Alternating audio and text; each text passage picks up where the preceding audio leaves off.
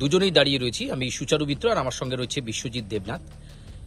আর plus নিউজের digital প্ল্যাটফর্মে আপনাদেরকে স্বাগত জানাই। আমরা দুজনেই দাঁড়িয়ে রয়েছি গেদে সীমান্তে, একদম বর্ডার ফেন্সিংয়ে।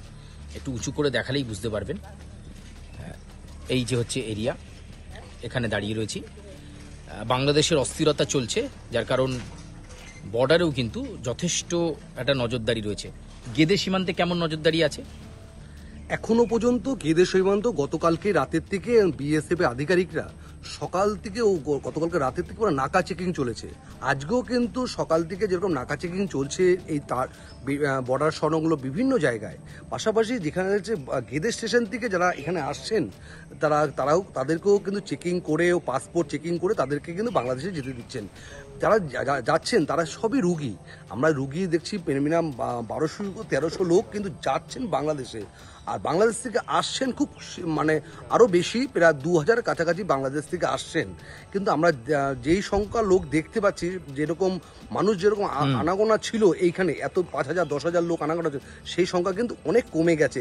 এই বাংলাদেশে যেই পরিমাণে গন্ডগোল যে পরিমাণে হচ্ছে, তার পরিমাণে সেই যেটা কমে গেছে এইখানে গেদে বাংলাদেশ সীমান্তে। বেশ, তো বোঝাই যাচ্ছে যে এখন কিন্তু বাংলাদেশ থেকে ভারতে চলে আসার প্রবণতাটা বাংলাদেশের নাগরিকদের মধ্যে বেড়েছে, কারণ তারা সেফ মনে করছেন না নিজেদেরকে।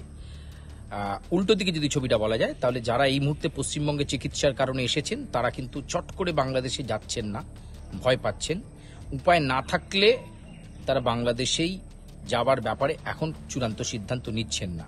কলকাতা বা পশ্চিমবঙ্গকেই সেফ সেল্টার হিসেবে দেখছেন। আমরা একেবারে বর্ডার এরিয়াতেই দাঁড়িয়ে রয়েছি এবং এই ফেন্সিংটা এখানে রয়েছে আমরা দেখতে পাচ্ছি, এবং ঠিক নিশ্চিদ্র নিরাপত্তায় মুড়ে ফেলা হয়েছে গোটা বর্ডার চত্বরকে।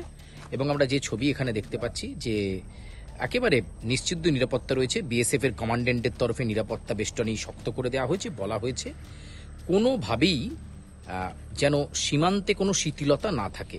মৈত্রী এক্সপ্রেস বন্ধ, আপনারা জানেন। এবং শুধু তাই নয়, এই গেদে সীমান্তেও কিন্তু কড়া নজরদারি, কড়া চেকিং চলছে। এমনিতেই নজরদারি করা থাকে। বিএসএফ এর কমান্ড্যান্ট এবং ডিজি নির্দেশের পরে আরও কড়াকড়ি নিরাপত্তা আঁটোসাঁটো করা হয়েছে গোটা গেদে জুড়ে, এবং সেই সার্বিক ছবিটা কিন্তু ধরা পড়ছে আমাদের ক্যামেরাতে। বিশ্বজিৎ যে কথা বলল যে বাংলাদেশ থেকে ভারতে আসার প্রবণতা এখন কমেছে, এবং ভারত থেকে বাংলাদেশে যাওয়ার যে ক্ষেত্র এবং বাংলাদেশ থেকে ভারতে আসার যে ক্ষেত্র, সেই ক্ষেত্রে কিন্তু কড়া নজরদারি এখন বিএসএফ এর রয়েছে, কথা বলা যায়। আপাতত ধন্যবাদ। লেটেস্ট আপডেটের জন্য আর প্লাস নিউজের ডিজিটাল প্ল্যাটফর্মের দিকে আপনার নজর রাখুন।